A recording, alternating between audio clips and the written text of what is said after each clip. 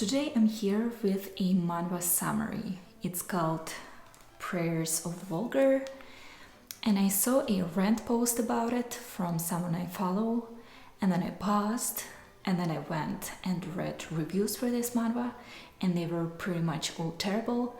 So I thought, why don't I read it myself and then give my review, give my opinion about it. And then I read it, and I thought that instead of giving a review and evaluation of this manhwa, I'll just give you a summary of it, which is pretty telling on its own. If you hear the plot, there is no need to hear somebody else's opinion to form your own.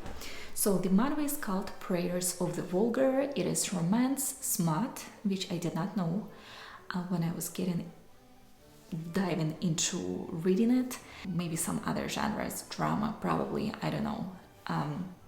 So it starts with the introduction of the female lead. Her name is Sahara, and she is an angel, and her job as an angel, along with other angels, is to go on Earth and fight the evil. And so she goes on Earth and finds the evil, and she's about to kill it when the evil starts crying, and the evil is like, I don't understand. What did I do wrong? Why do I have to die? And the female lead is like, oh no, I feel so bad for the evil because it's sad. I didn't know the evil could be sad. And then she's like, well, it needs to die anyways. And then the evil is like, well, can I at least know your name? And then she's like, yeah, my name is Sahara. And then she's like, no, I feel so bad about killing it. And as she's thinking it, another angel comes and kills the evil instead of her.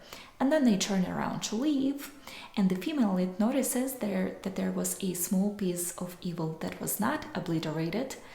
And then she's like, it's probably fine, it's too small, it's not gonna do anyone any harm. And as soon as she thinks that, she's promptly punished by God, who takes her wings and soared away because she underestimated the evil. And she was like, yeah, I was stupid. Now I need to live on Earth, and my mission in life is going to be to find and get rid of the evil. So she spends several centuries on Earth, living among humans, adopting a different human name. She keeps changing names, I assume, because she goes from one place to another place, because she doesn't age and she needs to keep changing her identities. Obviously, she doesn't give people her angelic name. But several centuries pass before she finds out that the evil was reborn as a human baby. And then she goes to take a look at the baby, whose mother died while giving birth to it, and she decides, surprisingly, not to kill the baby, but to watch over it until it gets old and dies, to make sure that the evil within the baby does not awake, that it remains asleep. In order to do that, she decides that there are two things that are needed. She decides that she needs, first of all, to make sure that she keeps her distance from the baby, that the child doesn't see her, or maybe to not get too close to the child, so that the evil does not remember its past memories, because it met her before the evil died. So she's like, okay, I need to keep my distance from the kid. And the second thing that she determines is necessary for the child to grow up without awakening the evil within is to make sure that he grows up in a happy and healthy environment. And at the moment, he is not growing up in a healthy environment. He has no mother, and his father is very abusive. So the female lead is aware that the father is abusive, so she decides to give the father money and to ask him to be a good father. Here you go, abusive father, take all this money and make sure you're going to be a good dad from now on. And then he's like, sure. And then obviously he is not a good dad, he does not change, and the female lead was shocked. She's like, how could this have happened? How is this even possible? Such a bad person. I'm gonna go and tell him that he is a bad person and that I'm not going to give him any more money. But then her plans were ruined because somebody stabbed the dad when he was returning from the casino or whatever. So the kid was placed in an orphanage, and she's like, okay, this is probably for the better. I'm gonna go and give money to the orphanage now to make sure that they raise the kid well.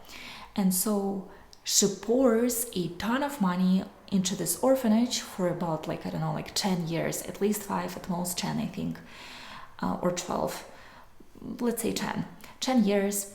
And then she doesn't come to see the kid. She just asks the principal of the orphanage, like the director, whatever, how the kid is doing. And he's like, oh yeah, he's doing so great. And then 10 years later, when the kid was supposed to graduate from the orphanage, when he's 17, he decides to go there for the first time in 10 years to check on him and to see that he is doing all right. And turns out he escaped the orphanage before she came there, about 2 months before she came there, 2 months before his graduation. And then turns out that he was being abused there as well. And then she was like, no, how is this possible? Another bad person. And then she's like, well, now I need to go stalk him to make sure the evil within him doesn't awake. And so she follows him from place to place, wherever, if he moves somewhere, she moves with him. And then one day she decides to check where he works, and he works at a restaurant.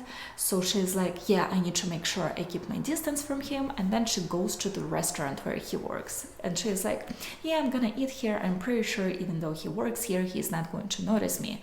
And even if he notices me, he's not going to pay attention to me. Well, he does notice her, and he does pay attention to her. And then she's like, well, it's okay.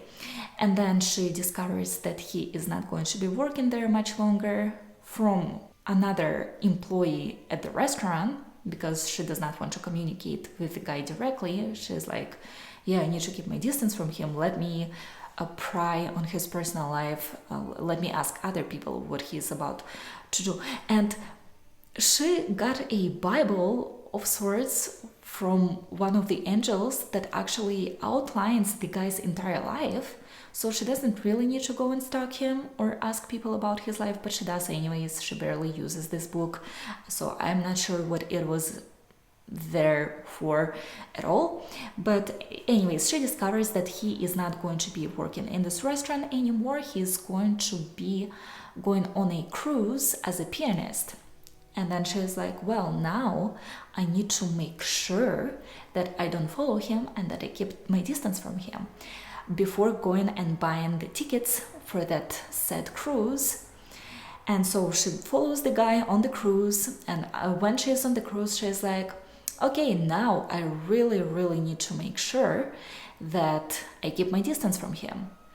And so she's like, yeah, I'm gonna keep my distance from him. And then and then she's like, well, now I'm going to keep my distance from him. And then she him again. And then she's like, well, enough is enough. After him, I don't know how many more times, she goes like, you know what? After we get off the cruise, I'm going to buy you a house and find you a wife. And they get off the cruise and start living in a little town as cousins. And then for the time being, until she finds him a house and a wife. And so while this period of time is happening, while they're in the process of finding him a wife and a house, they decide to go on a happy little walk on a sunny, beautiful day. And then the female lead sees a kid who was about to be run over by a car, and then she's like, no, I'm gonna save the kid. And then she is about to get run over by the car, and then the male lead uses his dark evil powers to stop the car, and he cries out her real angelic name. He's like, Sahara! No, Sahara! And then he stops the car, and then Sahara turns around and she's like, did you call me Sahara? So you were evil this whole time. Ever since you were a baby, you were evil, you were just suppressing your powers and you were pretending that you were not. And then she's like, well, you better run now, because since you've used your powers now, my angelic sisters are gonna find and kill you. And then he leaves, and she's like, well, at least I'm not the one who has to kill him. And as she thinks that, the god returns her wings and her sword. So it's like a sign that she is the one who needs to kill him. And then she's like, oh shit. And then she goes and kills the guy. And then after she kills the guy, she prays to God, hey God, can you bring him back to life and then take my angelic powers away so I can live with him. And God is like, sure. She brings the guy back to life, but takes away his memories about her. He's like, who are you? And the girl is like, no big deal. He doesn't remember me, but his heart does. And so this is the second to last chapter. And then the next chapter comes. And then we find out that before this whole story even started, the evil was just a creature that was very lonely, and it was living on earth, and it just wanted to be loved by someone. So it started praying to God, and it was like, God, can you send me at least one person who is not going to kill me? Can you send me at least one person who is not going to hate me? And God was observing this evil creature praying to her, and she was like, oh my gosh, this is so cute. The evil creature is praying to me. This is so unexpected. Never thought this was going to happen. And so she spends years, if not decades, observing this evil creature praying to her without answering its prayers.